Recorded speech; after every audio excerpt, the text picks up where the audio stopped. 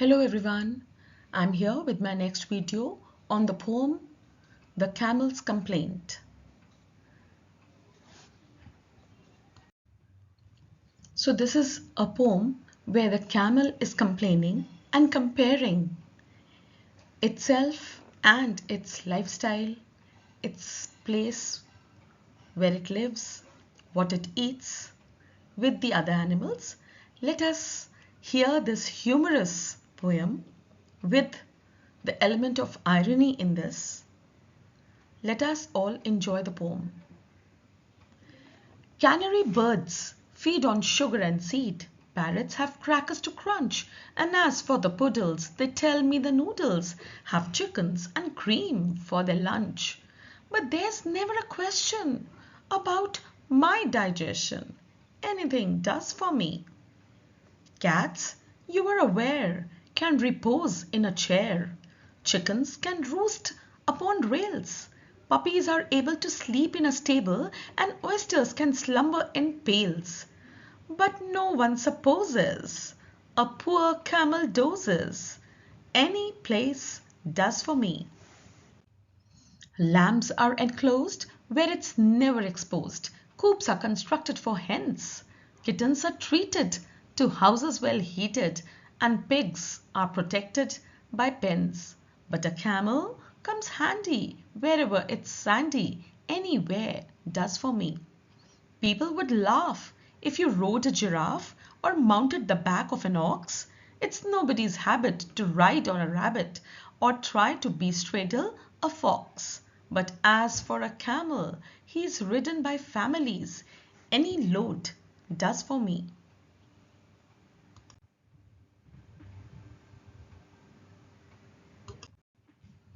A snake is as round as a hole in the ground, and weasels are wavy and sleek, and no alligator could ever be straighter than lizards that live in a creek.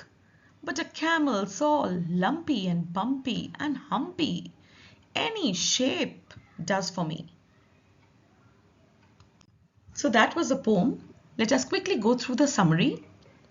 As the title suggests, The Camel's Complaint is a poem about a camel who has a lot of complaints about his body, food, dwelling, shape, and the amount of work he has to do.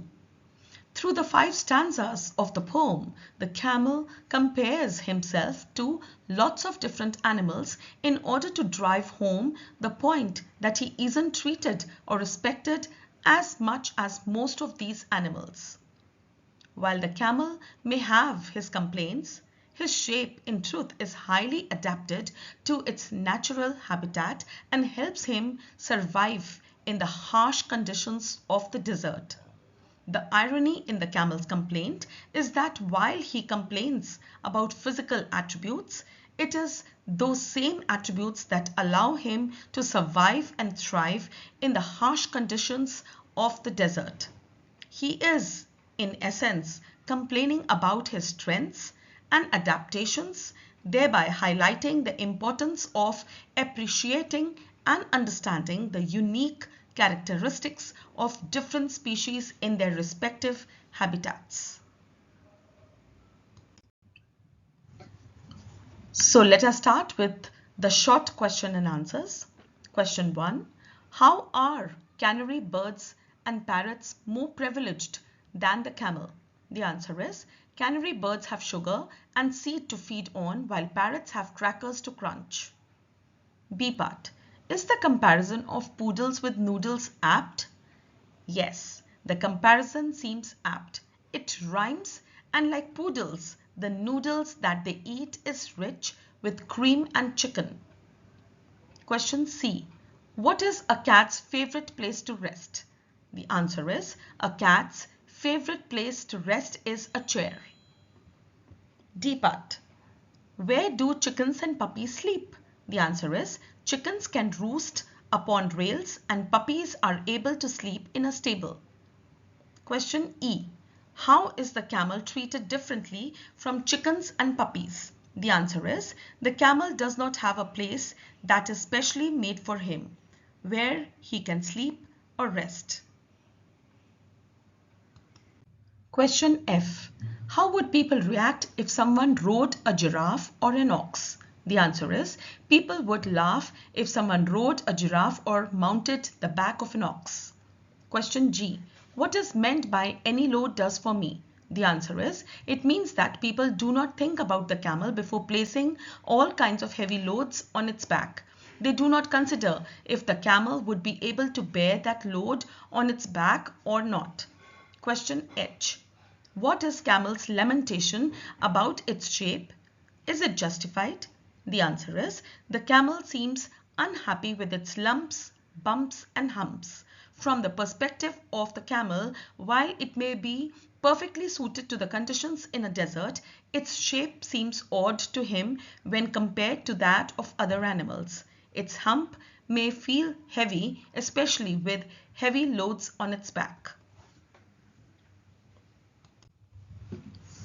Let us start with reference to context questions. A part, parrots have crackers to crunch. Question 1. Which creature is mentioned before this line? What does it feed on?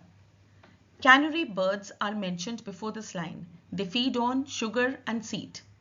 Question 2. What is the favorite meal of poodles? What does this tell us about the way they are treated?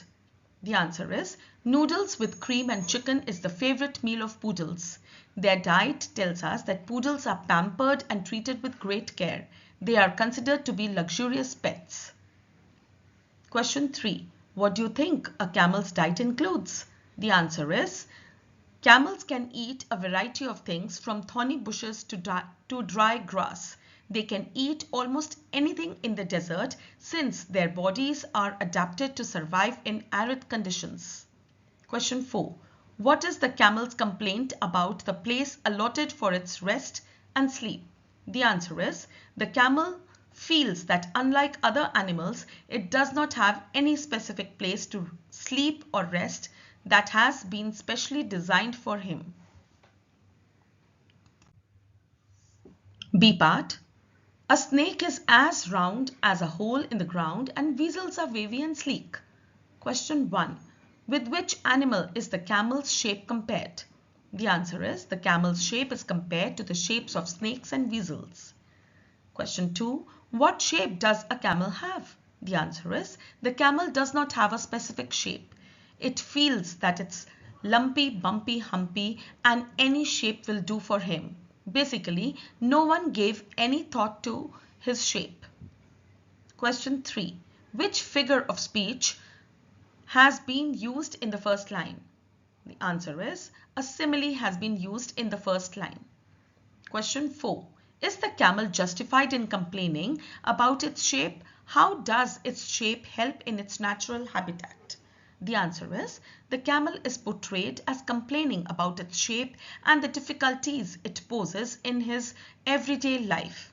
However, while the camel may have its complaints, its shape in truth is highly adapted to its natural habitat and helps it survive in harsh conditions of the desert.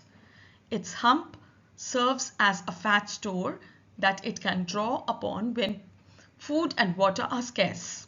Its long legs, broad feet and padded soles help it move easily across the desert sands without sinking. Its wide nostrils can be closed to keep out sand and dust, and their long, thick eyelashes protect their eyes from blowing sand and harsh sunlight.